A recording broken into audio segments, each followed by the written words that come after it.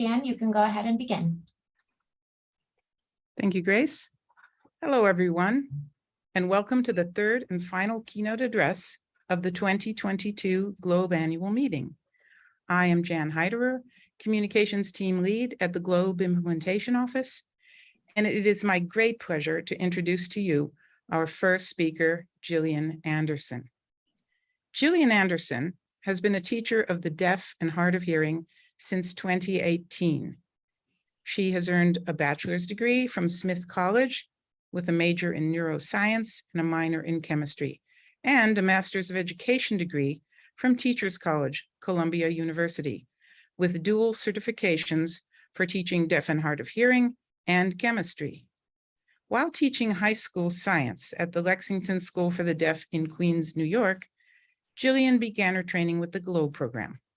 Within a few months, a group of her students was able to join the 2018 Student Research Symposium at Boston University to present their research on contrails. This group of students was fortunate enough to learn from and collaborate with a wonderful group of scientists through NASA's Langley Research Center that supported their progress and involvement in the GLOBE program. Through these endeavors, Jillian has also joined the Educator Ambassadors Group of the Climate Change Research Initiative to connect with other STEM educators interested in climate change research and educational resources like GLOBE. Now, Jillian is the middle school and high school STEAM teacher at the New York School for the Deaf in White Plains, New York. Jillian continues to work closely with her students on GLOBE protocols and using the GLOBE Observer app, as it aligns with the main tenet of her teaching philosophy: science is accessible to everyone. On a personal note, 3 months ago, my film crew and I were privileged to be able to work with Jillian and a group of her senior students to create another episode of the GLOBE Agents of Change documentary film series, which will be released this fall. Jillian is a truly dedicated and creative teacher who deeply cares about her students and who is having an impact on their lives every day. I am so very pleased to introduce to you Jillian Anderson. Thank you so much, Jan, for that lovely introduction. I'm so honored and pleased to be here today, celebrating GLOBE's annual meeting this year. All right, let me just go ahead and share my screen.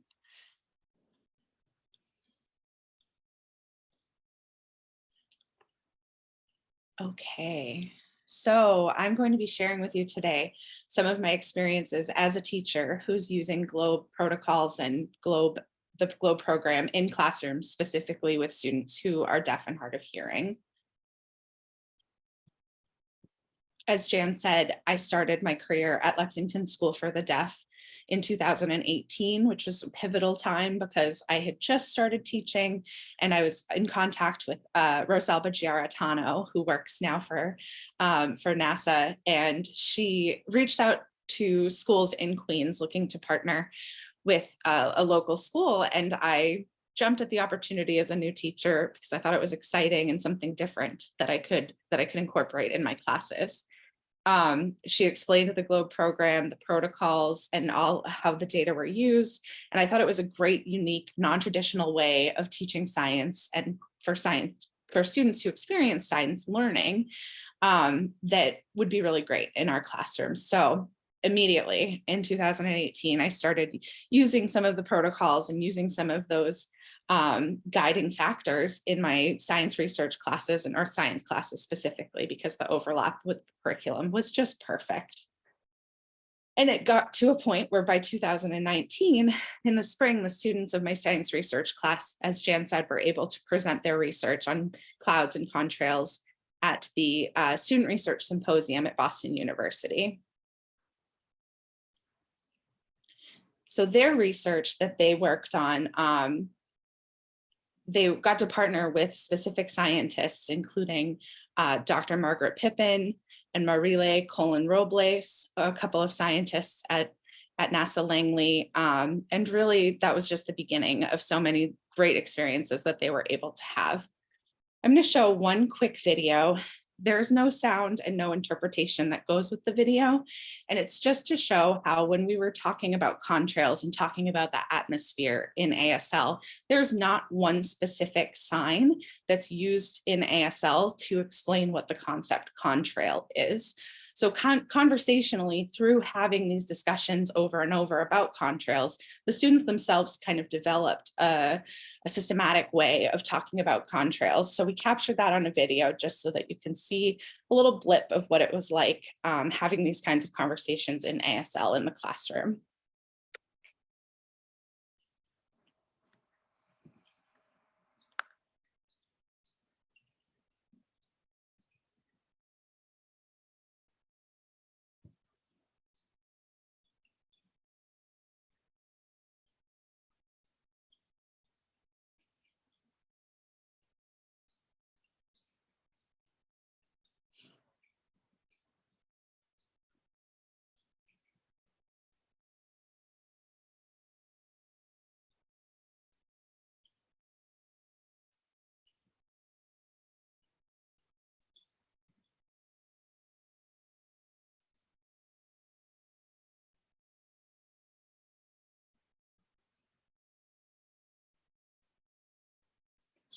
So a short video, but shows just a little bit of how the students actually had to work on broadening their own ASL skills in addition to their descriptive science skills. So I've brought up our poster that they presented at the SRS when we were there in 2019. And we had two groups that were there. So this is one of the two groups. And it just shows a little bit of the overlap between the scientific part of what we were doing and also the language part. For students in the deaf community. It spread awareness of their ASL and their culture to hearing populations, many of whom have never had experience with the language before.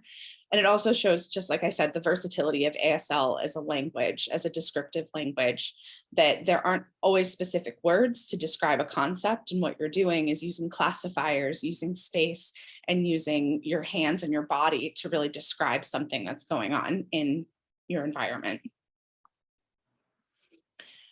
So one of the really unique experiences too that the students got to have at SRS is these students were interacting with hearing students and hearing schools, most of them for the first time because they're kind of isolated in their deaf school experiences. So it was fun to watch them interact with other students and sometimes with interpreters working to actually communicate and sometimes just figuring out how to communicate with each other without the use of a specific language. And then of course, this was in a semi-professional setting for these students, many of whom were working with interpreters for the first time. So that was a really great and really unique experience that they got to have while we were at SRS. I have just a picture of our second group's poster that they presented at SRS and a few more pictures of them. I was just so proud of them and the work that they did and how they interacted with the other students and the other scientists that were there. I have a quick clip. Again, interpretation is not necessary, just showing the students working with interpreters, briefly getting asked questions by the scientists who were visiting their poster, answering the questions, just so you can see a little bit of what that interaction looks like.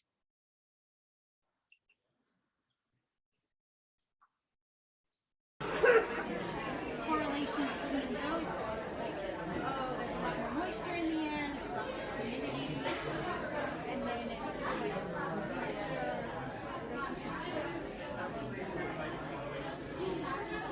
For us, we didn't notice this relationship, but most of us really noticed if it was like rain.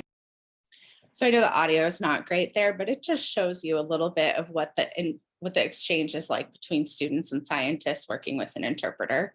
It was really a special experience, and we were so blessed to have the interpreters there that got to know our students in the 2 days that we were there and got to know their work and know their research. It was fun for me and for them, I think. So now, as Jan said, I've transitioned over to the New York School for the Deaf, or FANWD. as the STEAM teacher. So I'm an elective teacher. I have an array of classes from STEAM, general STEAM class, coding and robotics, design and fabrication. Even I taught a phys ed class and health class this year, which were not exactly my favorites, but you know, the good part is that there's so much flexibility in being able to use Globe in different classes. And I used it in more than one, although my seniors, my 12th grade class became the focus and became really the ones who are showcasing all of the work that can be done with Globe in the classroom. As Jan said, through being a part of the Globe Agents of Change documentary series, they submitted videos to the NASA Eclipse Spotlight Challenge on misconceptions on clouds. They've really worked in a ton of different ways to show the versatility of their language, of their culture, and using and talking about these science concepts. I have a little map that they made, and we really went off the grid in some of our research that we did this year, which was fun because I found myself just taking them and whatever they wanted to do and following their interests. I had a lot of adaptability as a teacher and a lot of experience just going off book more often than I think most teachers typically do. And the Globe program is so supportive of that. And what makes Globe really special, in my opinion, too, and why it works so well with the deaf and hard of hearing population is the visual aspect and the visual nature of it. It's something that the students can rely on because there's so many visual aids in the Globe program and through NASA in general. But also then the way that they're describing things in their environment, things that they can see, they're describing it in their language and using that visual modality of language to put it into words. That's been really unique. So in this particular map that they ended up creating as sort of their final project, what they did was looked at trees across the Globe data viz system and wanted to find what are some of the most common trees that people are putting into the system. And they printed scaled size pictures of the trees off the internet, added them to the map so that you can kind of see visually represented the different sizes of the trees in the different areas across the United States. So a little less scientific data-y, but still science and something that they were interested in and something that got them excited. So at the end of the year, I pulled the classroom and I asked them, then we use Flipgrid quite often in the classroom. It's a great tool for students, especially those who are using sign language to communicate, to send a quick video response to a quick video question. So I asked them about their experiences with Globe over the course of the year. So I have 1 or 2 students speaking to each of these questions in my next few slides, and that will wrap up my part of the presentation. But what we wanted to know was, how was their experience with Globe different from other science class experiences? What will they take from their experience with Globe and STEAM class in general into the next phase of their life? And then what was most engaging about the use of the Globe program app, the Globe Observer? So we're starting off with Brittany answering the first question about how her experience with Globe was different than other science experiences.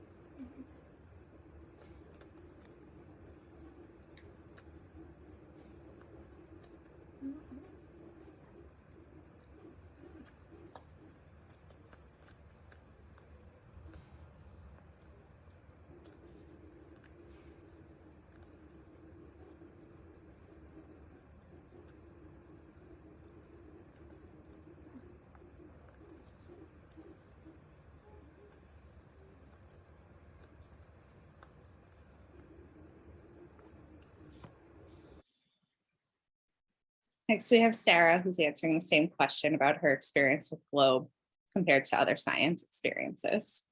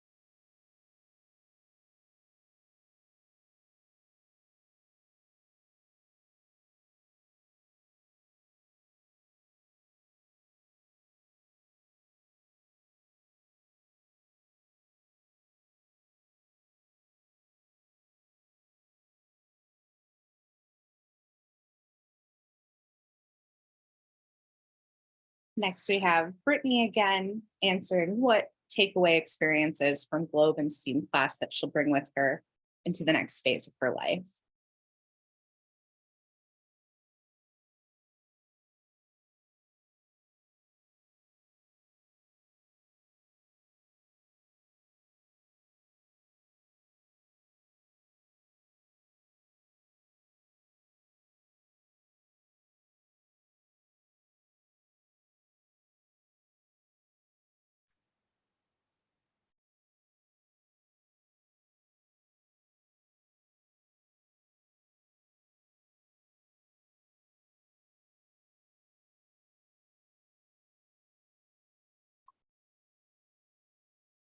And moving on to question 3, I have Andy to start with. What was most engaging about the use of the Globe Programs app, Globe Observer?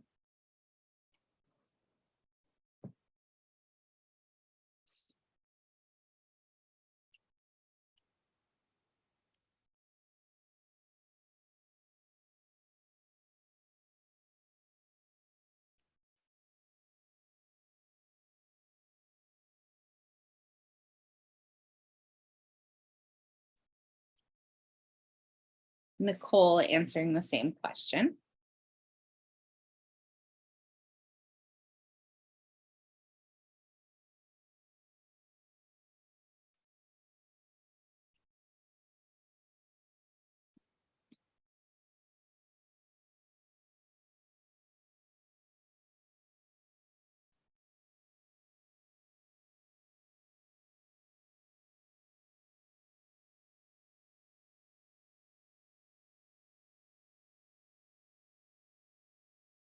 And finally, Brittany answering the same question as well.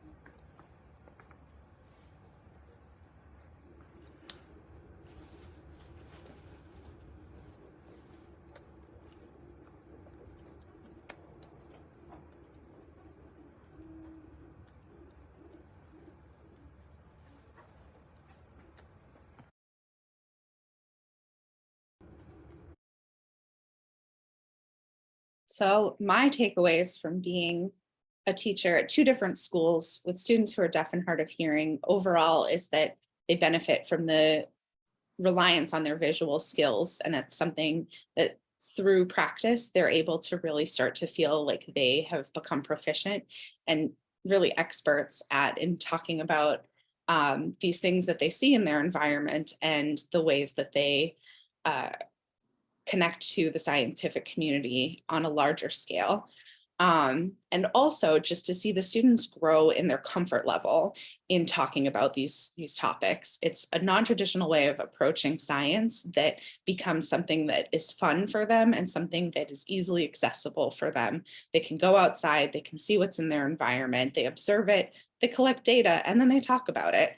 And it becomes so habitual that it's something that then they enjoy talking about and they feel like they have knowledge and power to talk about. So I really enjoyed working with Globe in my classrooms and appreciate very much being involved in this program and all of the wonderful things that it does. So I just want to say a quick thank you to Jan, to Grace, and everyone else who has organized today's meeting, as well as to my school, New York School for the Deaf, my principal, Rosie De La Cruz, who's been so supportive, and our interpreter team. Today we have Matt, thank you so much, and Lorraine Gold Appel, who interpreted all of the videos that you saw. So thank you so much, and I will turn it back over to, I believe, Autumn. Yes, thank you so much, Jillian. That was a wonderful presentation. It was so great to hear from you and to hear from your students and their personal experiences. It's wonderful, and thank you for all you do as a teacher and all that you've done to impact your students with the Globe program. Hi, everyone. For those who don't know me, my name is Autumn Burdick, and I am the social media lead for the Globe program. Today, I have the honor of introducing our next set of speakers for our final keynote today. They are our Globe Student Blogger alumni mentors.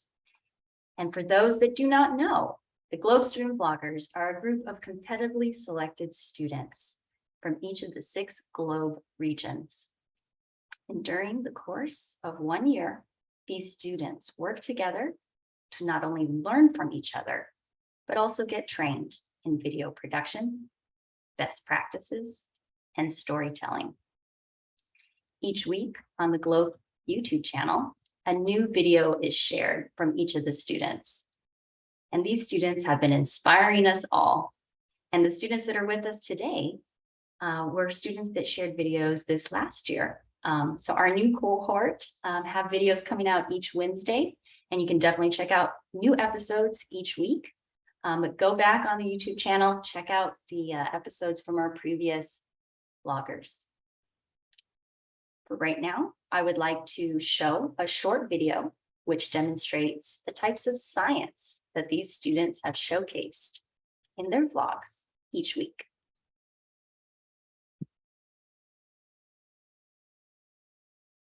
A commonly asked question to Globe researchers and Globe students alike. What is a Globe protocol? In the dictionary, it means a formal or official record of scientific experimental observations or a procedure for carrying out a scientific experiment or a course of medical treatment. In simple terms, these are procedures we follow to get accurate results for our experiment. Now, why do we call them Globe protocols, not just protocols? Let me explain. Globe protocols are split into 4 categories, each category having bundles of protocols you can use. We have protocols for the hydrosphere, atmosphere, biosphere, and of course, the pedosphere. Hello, I'm Hannah from Malta. Last year in Malta, we had a record number of dirty nests. This is why today I will be showing you how to best monitor a dirty nest. To take surface cell temperature, one needs an infrared thermometer. First, point the thermometer towards the surface you want to read the reading. Then press the button. The reading will appear on the screen. Right now, it is 30.4 degrees Celsius. Hello. We are Juan, Marianela, and Lucio. And we're going to show you how to do water quality and the environment where we live. We hope you will enjoy it. Let's start. This is the interpreter, Matt. These Can you add days, the we're caption? going to I'm having use a really a hard time small water quality analysis kit. So we first are going to take the water sample, which consists in submerging the flask in the water and taking it out. In our case, we can compare the turbidity immediately. In this river, it's always 0. We are going to show 2 ways of measuring pH. In this one, we can see that it makes a pill. Same we do with the salt oxygen, the smaller flask, and we actually take both flasks and then compare it with the table that comes with the kit.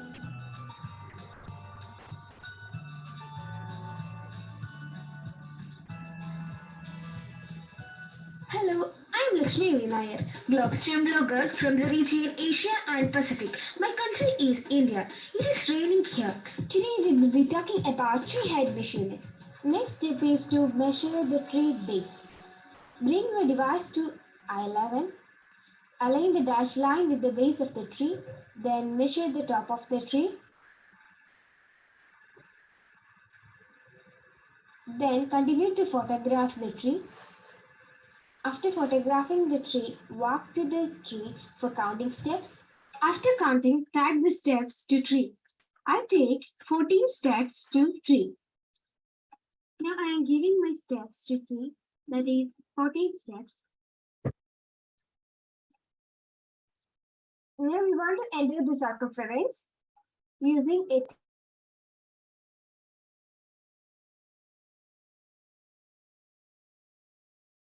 Centimeters. You can give this in this app for getting calculated this height. I am going to enter the circumference which I take now using a tape, that is 25 centimeter.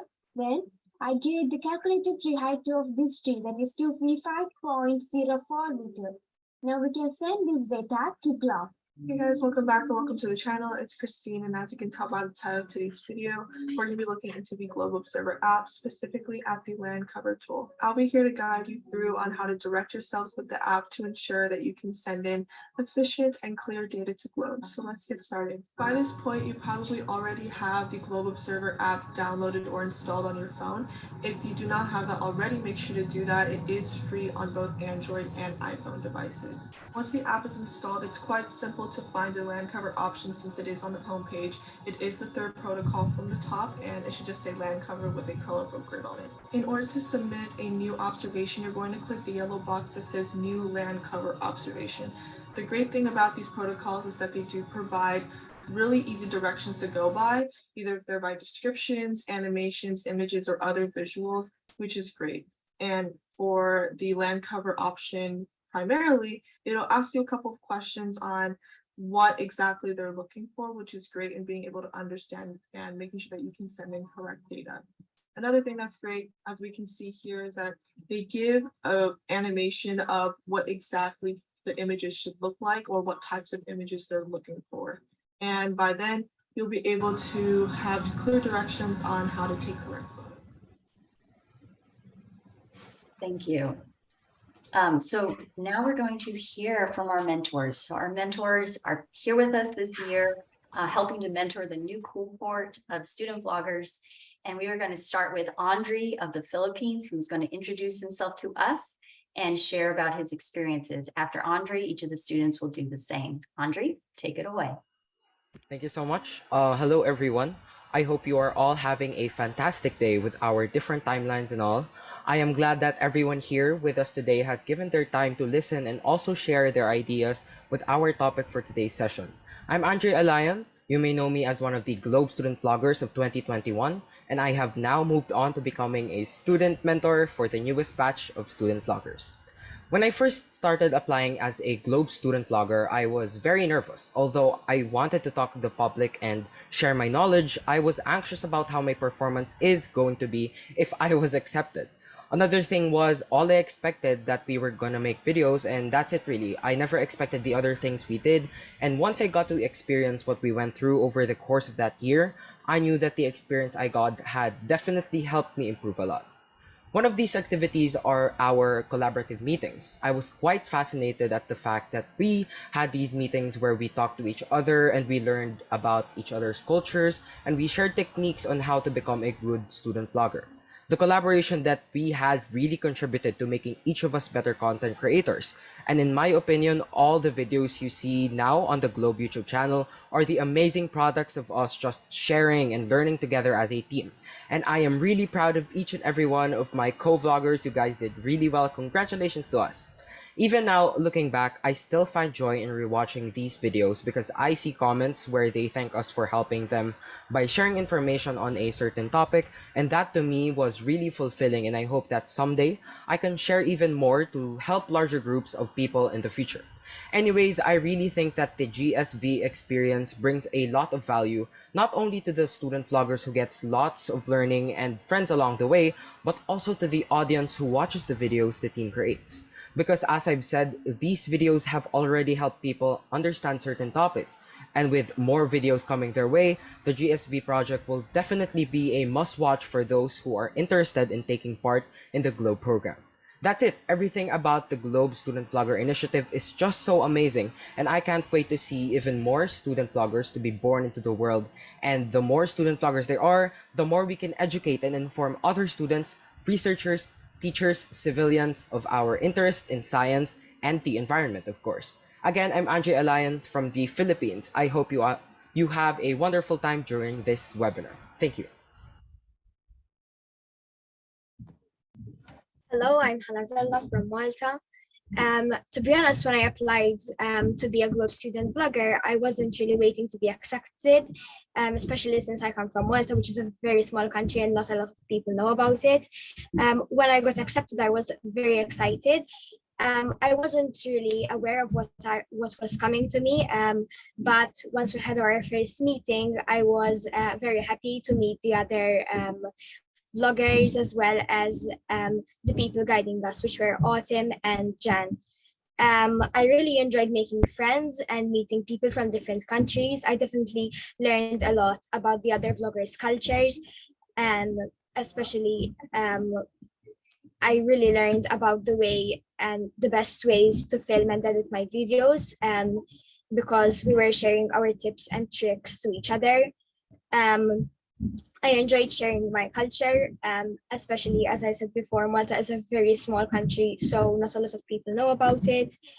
A lot of my skills improved since I was getting the others' tips and tricks, and also because I was trained more throughout the journey of being a vlogger. I think this experience helps me in the future, especially in job opportunities. Especially since I want to become an architect, I think it can help me to improve my designs in a way that help the environment and that help other people with their opinion on the environment. Thank you a lot.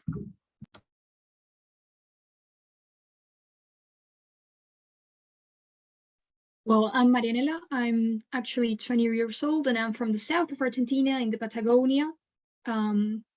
The last year I was a Globe student vlogger with the team. We were 3 vloggers from the same city, from the same science club, working together to basically let the world know about our town, about what we were doing at Globe, because we've been in Globe for many years now. Also, we've learned a lot about the technical skills when recording, when actually editing the videos. Also, my storytelling skills improved a lot, but I also started over telling, so now I have to reduce what I say as well, not only describe it. Also, when we started vlogging, I was already starting university. I'm studying chemical engineering, but it also helped a lot to communicate what I think or what I want to do in the future, and also at works and other stuff as well. It was an amazing experience. We got to meet new students from the whole globe and also learn about them, learn about their cultures and learn about their places, and also present ours because we love our place, and it's very beautiful to let everybody know that Argentina is a huge country, has a lot of different places, and ours is a unique, very unique place. And also we love taking care of it and also monitoring the water there, as you may have seen. And thank you.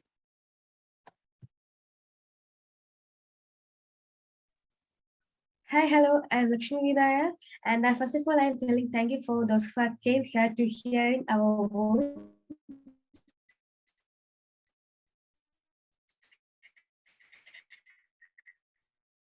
My name is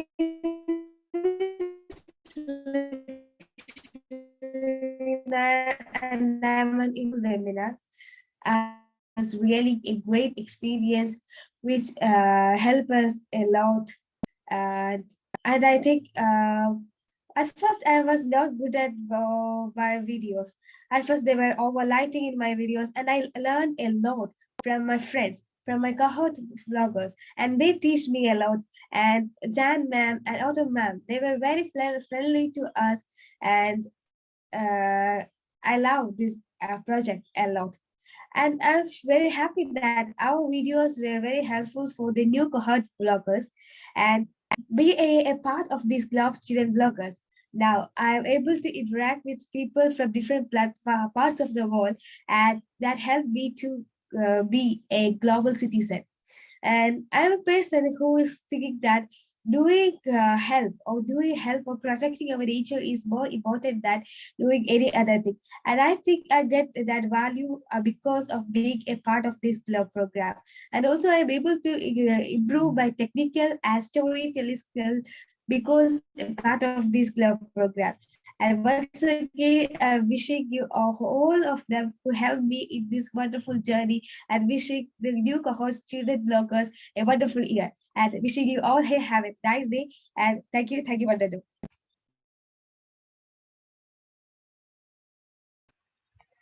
Hi everyone, my name is Christine Yang and I'm 18 from Southern California, United States. And I just wanted to talk about my experiences and just how grateful I am for the GLOW program and just for everyone that I've met so far. So I went to Southlands Christian Schools as a part of high school, and I will be attending Vanguard University in the fall to major in kinesiology with a focus in health professions. And even though it's not my major to study environmental science, it has definitely still been a prevalent topic in my life that I still want to emphasize and practice on a daily basis. So I feel like joining the GLOW program has not only been a great experience to grow in my personal skills such as film and film editing, but also just keeping myself accountable. Are the videos that I'm making also a part of my lifestyle and a part of my daily life? And I believe that being a mentor has been such a great experience already, just meeting the new vloggers, how excited they are, because we're kind of this pilot group, the very first group that set off this entire chain with hopefully more and more vloggers down the line. And I feel like I'm just incredibly grateful to be a part of this experience with everyone and with the new vloggers, and also growing in myself. I feel like even though I am a mentor, I'm still growing in different areas, being a leader, continuing to grow in my environmental science skills and data research. And I believe it's kind of cliche, but to create change, you want to be the change. And so again, like I really want to emphasize on being the change as an individual and setting that example for others so that other people want to create change in their communities also. And so that means, making lifestyle changes, or even doing one thing like sending in research through the Globe Observer app, or things simple as that, I feel like can start a chain of effects that ultimately will better improve the world. So yeah, thank you so much. Thank you, Christine, and thank you, Andre, Hannah, Marinella, Lakshmi. You have been such great bloggers, and we're so happy and proud that you're with us this year, helping to mentor the new set of students, the new cohort of Globe student bloggers. And I just want to say from both Jan and I that we're so proud of you as well, because you've really done a great job, and we're so proud of you today for being here with us today to present and share your story with the GLOBE program for the annual meeting. With that, I also want to thank Matt for signing for us today, and Jillian for presenting earlier. And I want to remind you all of the different things that are coming up for the rest of the day, this last day of the GLOBE annual meeting. We have a couple more sessions. And I do want to encourage you to participate in those. We have a learning about protocols Q&A session. We have 2 networking sessions with the Globe alumni and the DEI Task Force Reunion. After those conclude, we will have our closing address with our director of the program, Dr. Tony Murphy. That will be later on today. Check your Pathable website for your particular time, because everybody has a different time zone. It's one of those things about the Globe program, right? We're very international, so definitely check and make sure you got the right time. I know what time it is for me, but I don't want to confuse you all. So check the Pathable program website. With that, I do want to thank you all for joining us and have a great rest of your day. And thank you again to our students and Jillian. Bye, everyone.